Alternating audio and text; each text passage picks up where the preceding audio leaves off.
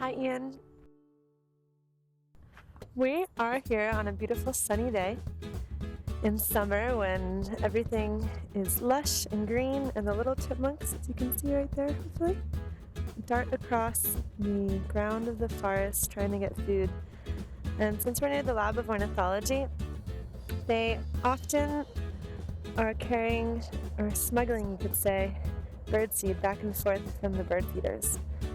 And there's a little guy still in the woods, hopping around, doing his thing.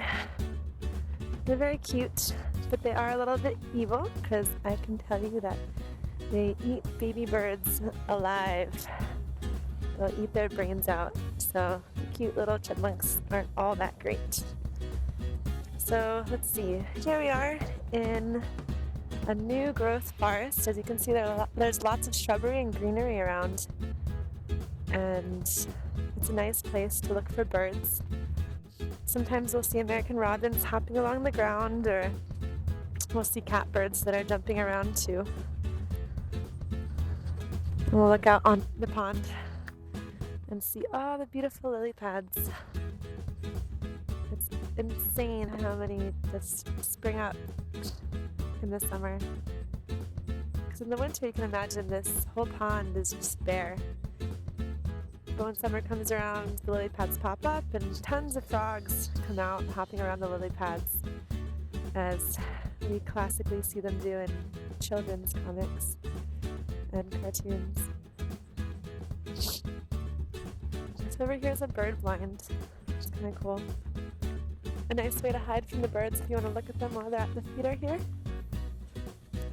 In this tree, there's a nice little bird's nest. I don't know how well you can see it. I'll try to get a little closer. But right there, some of the nest is dangling from the tree. Now, you wouldn't see any birds in there because the babies would have fledged a while ago. Hopefully they're off and thriving happily, if all is well. Let's see. So something that's common around here is a lot of honeysuckle. And it's hard to tell what they are right now because they're not flowering and they don't really have their berries out yet. Oh, some might. I think these are honeysuckle berries right here. Yeah, they're nice and bright and red and juicy. Let's try one. Just kidding. I wouldn't eat that if I were you. There's some nice little flowers on the side here. See? Very lovely. There's a plant that looks a lot like this, but is a lot smaller and its leaves are a lot closer together. And apparently in Holland they call them something along the lines of "don't touch me's." And the reason is because the plant, once you touch it, it starts to close up. So imagine my fingers are the leaves. Once you touch it, they start closing as a way to defend itself or protect itself from predators. It's a pretty cool feature, a fast-moving plant. Maybe warblers. Don't quote me on that. You know what we have over here? Not only do we have a couple beautiful lily flowers out there, but we also have the signs of a beaver and a little frog that jumped in the water. Swam away. But as you can tell by just looking at the top of that stub of a tree, a beaver was once here. They marked their land. Thorns. Yikes, they look sharp.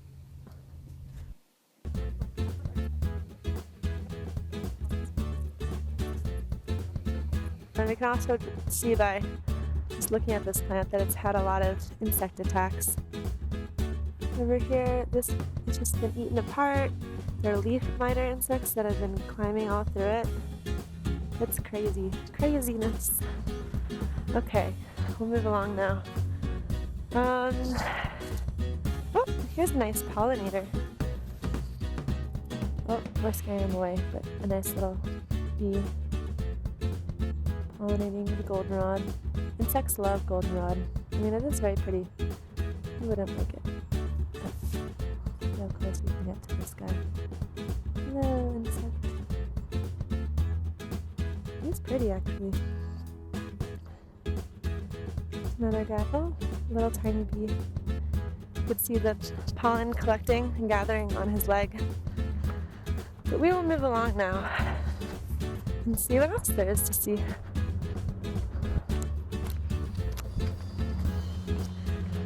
Earlier, I saw a garter snake by the entrance or exit where I left the building.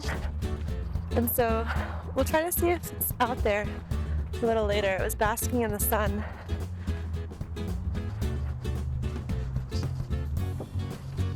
Garter snakes are not harmful snakes, so if you do see one, not to freak out.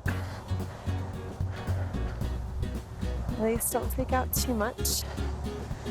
If you pick them up, they will sometimes throw up on you. They'll throw up a gray, foul-smelling liquid. Oh, here we have some poison ivy. The good thing is that I do not have to warn you to not touch this because you're not with me right now. But as you can see, it climbs up the tree. It blends in nicely with the leaves. It's right on this tree too. It's just lining that tree actually. It's a very, I think that's, no. The tree has some dead branches. It's still living, but the branches with the leaves are way at the top. So it's just covered. Here's more poison ivy. So I guess what I can say for sure is that it's one of the benefits of not being on a nature walk in person is that there's no way you will get poison ivy. Unless, of course, you have a cat or dog who rolled around in it. That is not always a fun surprise. But here's some more honeysuckle. Look at this one. It has some nice golden berries. I believe it's honeysuckle, at least. Maybe it's not. I'll have to check up. But this is definitely honeysuckle. Very pretty looking. And this is a nice tree called a shagbark hickory. And the way that you can tell it's a shagbark hickory is by its shaggy bark. So if you see the shaggy bark, it's very unique to this tree. And you can be pretty sure it's a shagbark hickory. And let's just look at the leaves real quick. They're pretty characteristic as well. So that's the leaf of the shagbark hickory. Okay, moving along.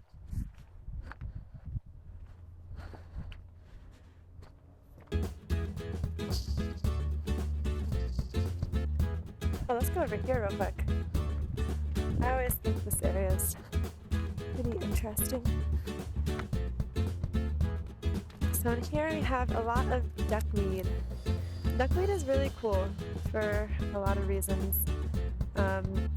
One of the nice things about duckweed is that if you see it, you know that you are standing near water that is very nutrient rich. It is a free-flowing water plant and it reproduces, it hangs out in stagnant water.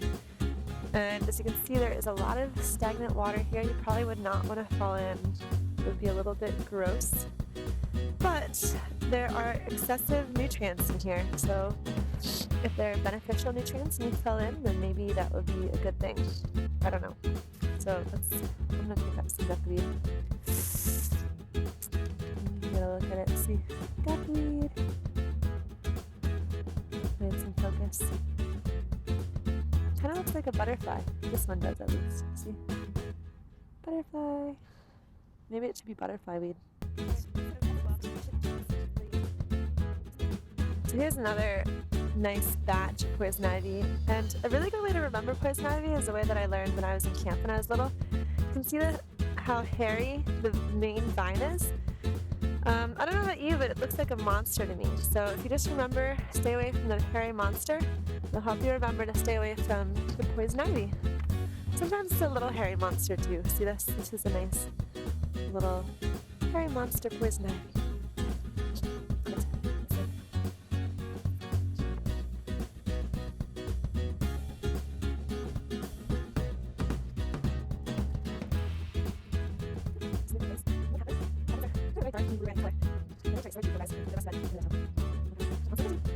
See it? The bird?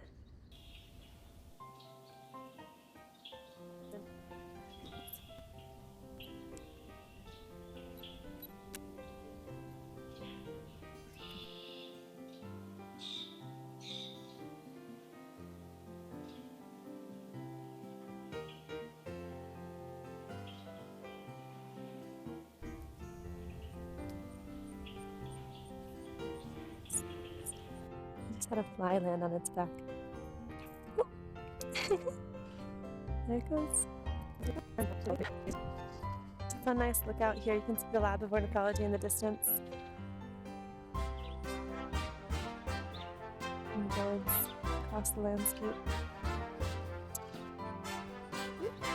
Who's this?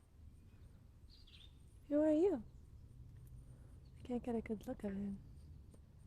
Ah, a catbird. I'm gonna see if I can get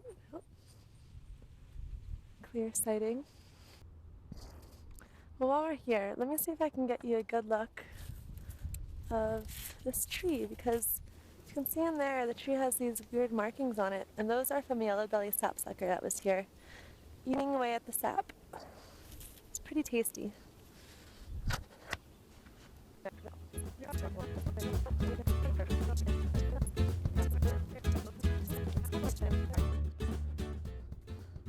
Oh, so do you see? So this is a beech tree right here. See the leaves? They make up a lot of this forest that we're in currently. They're known for their very smooth, silvery bark. However, this bark, as you can see here, is not very smooth. In fact, it looks like this tree has something like the chickenpox or the measles that just erupted all over here. Look at that. It's not normal. It means that the tree is diseased. It has something called birch bark disease. And it's really unfortunate because it has been devastating forests, but it's caused also by two components, both an insect and a fungus. And it just entirely harms the tree, leading to death in some cases. So it's very sad. As you'll see, this isn't the only tree that has this on it. I also wonder what it would be like to see a person with the same disease. It kind of gives me the shivers. So moving along.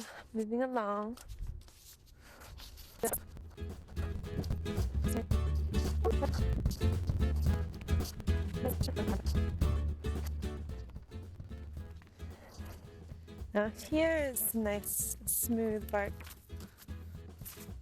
that beech trees are known for.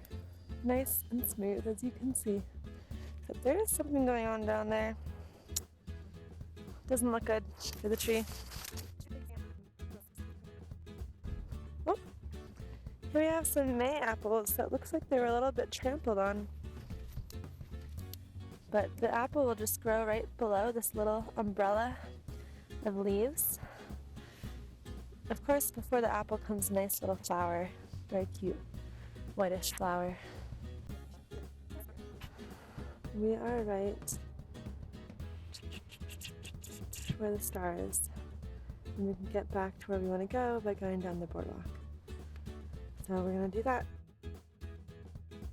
Right here is a Christmas fern. And part of the reason that it has this name is because of the Christmas green that it's colored. Also, the little leaves have a very peculiar shape. See, they have that little, oops, look at this one. Little heel almost right there. Oh, see? Goes up a bit, just like a Christmas shoe.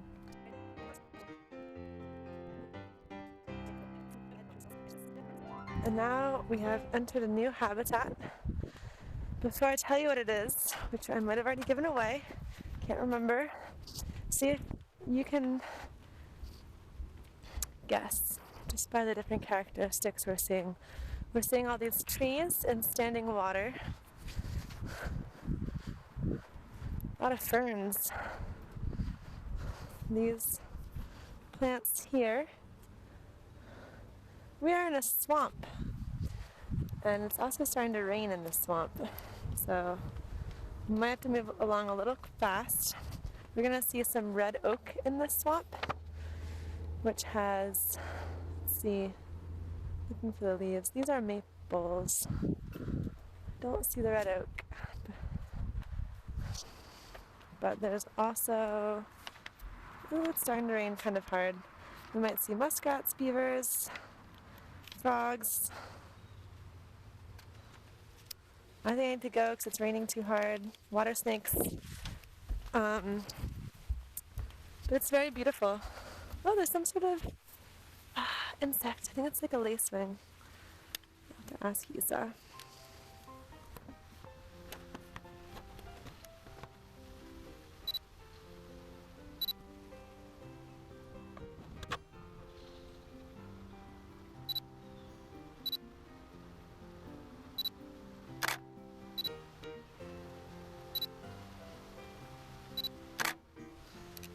Woo, it's really raining. Okay, time to go.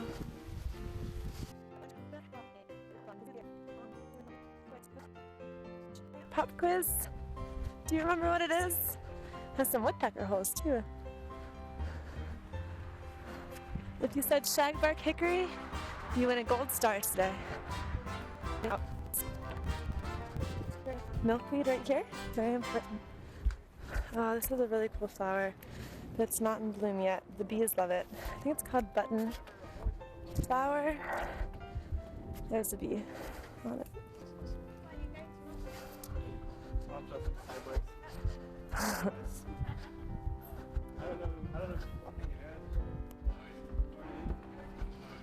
And that's the end. All right, thanks.